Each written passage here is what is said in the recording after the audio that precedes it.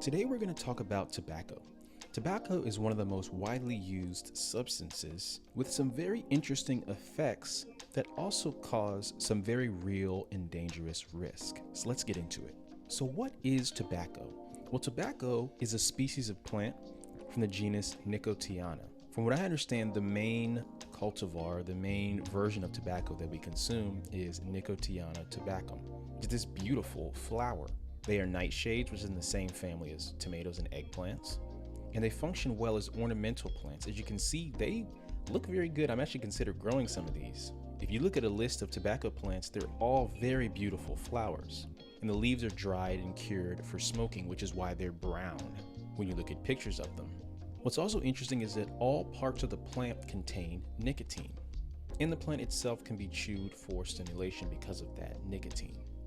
The family of molecules that nicotine comes from are called the alkaloids.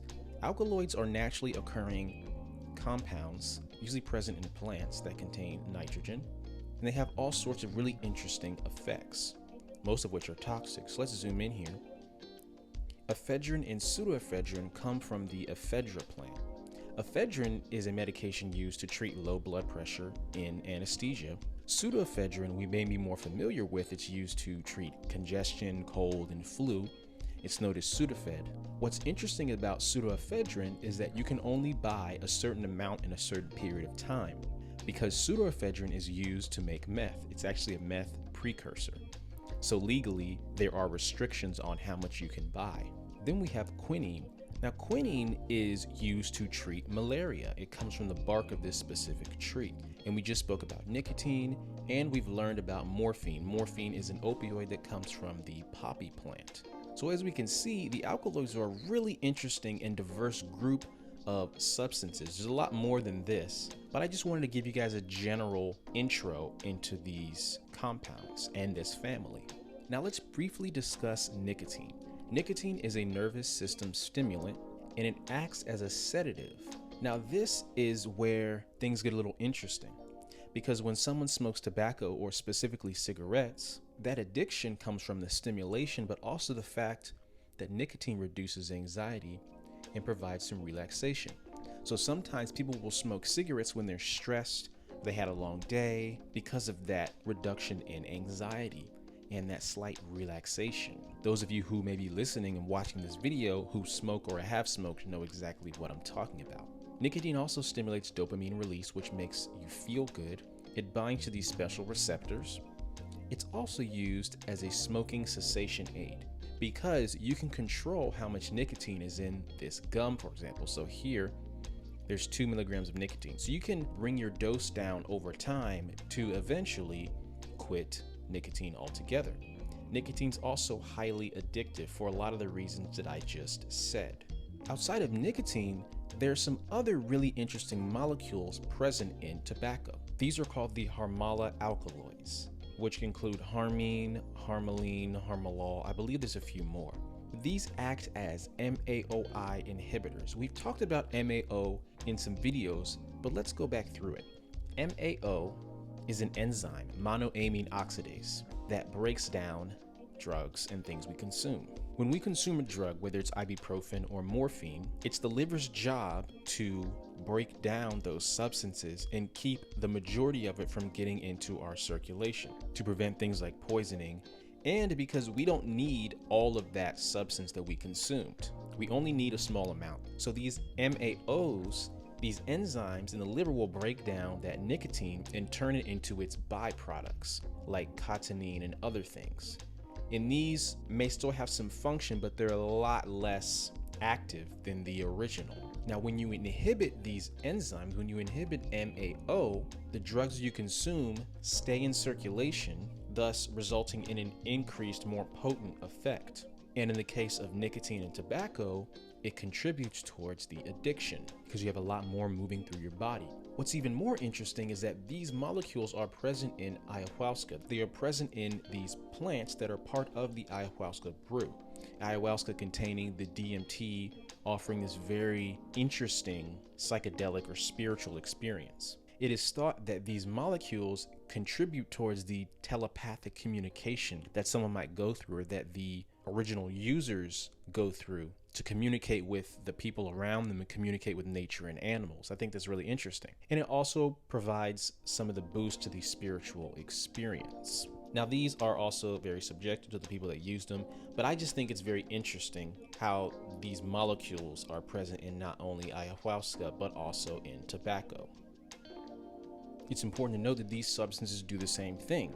They inhibit MAO from breaking down the DMT, thus enhancing the experience, and they inhibit MAO from breaking down the nicotine. It's a similar process. Some of these stats I got from the WHO. So tobacco kills up to half of its users. There's about 8 million deaths every year, and a few million of those 8 million come from secondhand smoke. 22.3% of the world uses tobacco, and when you consume tobacco, you consume nicotine. You can contribute to heart disease, lung disease, cancers, stroke, addiction. Your risk for those is very high. Now, if you vape, you may not be burning tobacco, but you are consuming nicotine. The danger of that is that it contributes to addiction. Some people, and some of you guys who smoke these vapes, are addicted. If you get irritable or a little testy, or you feel off and you need to smoke, you're probably addicted. Nicotine is still a carcinogen, and vaping can contribute to some significant lung disease. I think it's unfortunate. There's a lot of people, a lot of younger people who are smoking vapes who think, oh, it's better than cigarettes. Kind of, but there's still a heavy risk for things like addiction. And you really don't want to be addicted to something when you're 16 or 17 years old, but that's a whole nother conversation. You don't want to be addicted in general, but to start that young is significant. One thing I wanted to mention for people who smoke grabba or frontal leaf or backwoods, anything that contains tobacco, for weed consumption, you are consuming tobacco. You are putting yourself at risk. There's a reason that you get that rush. It's because of the nicotine. Now, you may not be smoking cigarettes, but you still will find yourself in this arena of risking heart disease, lung disease, stroke, cancer, all that stuff, because you're still burning that tobacco. Especially those of you who smoke this stuff consistently. It's important to know what you're getting yourself into. So I just wanted to make a quick comment about that. So let's go through the summary and discuss what we learned today. We spoke about how tobacco is a species of plant, a beautiful looking flowering plant that's dried and cured for smoking, specifically the leaves, and all parts contain nicotine. We learned about the alkaloids, this really interesting family of molecules that nicotine belongs to. From cold and allergy medication to malaria medication to opioids, this family is very diverse, and nicotine is a part of it. Then we spoke briefly about nicotine. It's a stimulant, but it also helps relieve anxiety, provides relaxation, it stimulates dopamine, those feel-good molecules, and it's used as a smoking cessation aid.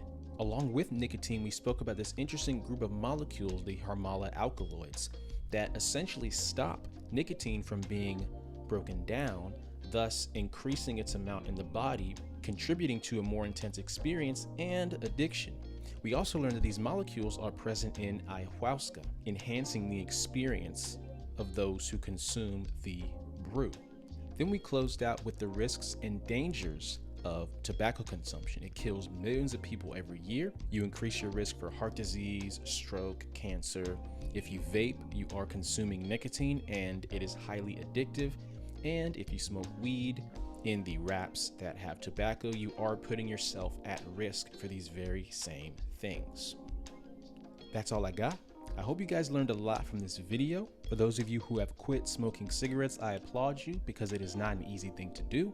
For those of you who do smoke, I hope that you take the time to start weaning yourself off. For those of you who don't smoke, do not smoke tobacco. So thank you so much for watching and listening. Please like, comment, and subscribe. Tell your friends, and I'll be back soon with another video.